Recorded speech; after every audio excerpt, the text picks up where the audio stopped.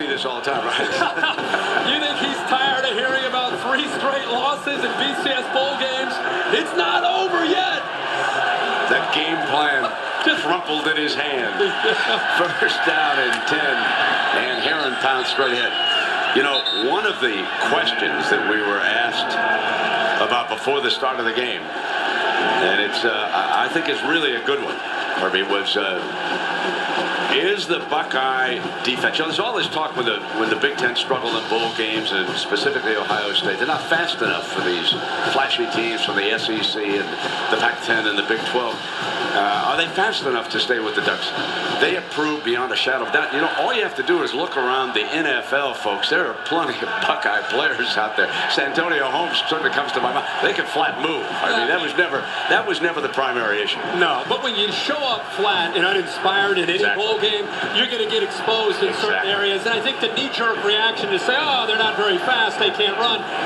You're right. You go down the list of NFL rosters, maybe USC, maybe Miami and Florida, but Ohio State doesn't take a back seat. So it's not about individual talent. And this will go a long way in helping to show people they can play. And here's the MVP of the night, Terrell Pryor. He just put the trophy away with that little bootleg for 12 more yards. And I think it's a sign of things to come in the 2010 season for Ohio State, a team that returns the majority of this football team back. You're going to see Terrell Pryor put in this kind of offense with Jim Tressel trusting him more and being willing to attack both running the football and throwing the football. It's a big night for Pryor and his growth. There's no doubt about that. Look at what Terrell Pryor has done himself against that fabulous Oregon offense. And this game was not played at the Duck pace right from the beginning. It looked like a lower scoring game than many people thought. We're sitting on, what now, 43 total? And like I said, the last 6 or 7 games, the Ducks have been in the 60s. But tonight, the Ohio State D rules, and a point I want to make before we keep praising the Buckeyes that they deserve it.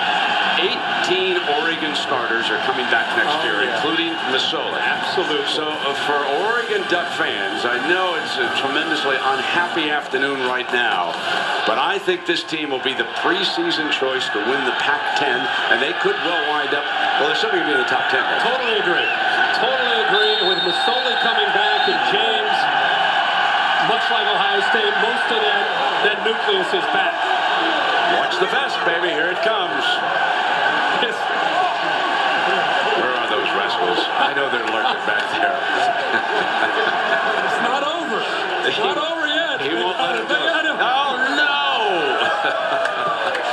But he'll look at that clock and say, what's with you guys? There's 40 seconds, but he couldn't resist a big hug with Coleman. And the all Big Ten safety. What a day for the conference. Not just Ohio State. Penn State beats LSU.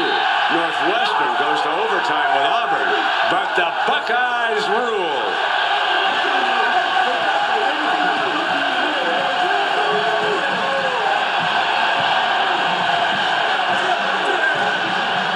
Put that gorilla away in the closet. Chip said before this game, Coach Tressel gets it. Absolutely.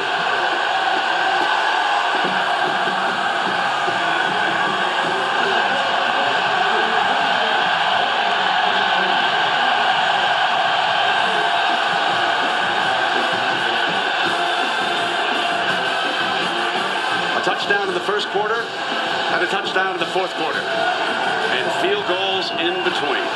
Time of possession tonight, folks. 41-37 for Ohio State in this game. Let's go down to Coach Tressel with Lisa. Thanks, Brent. Coach, I just saw you had a nice long word with Chip Kelly. What did you say to him?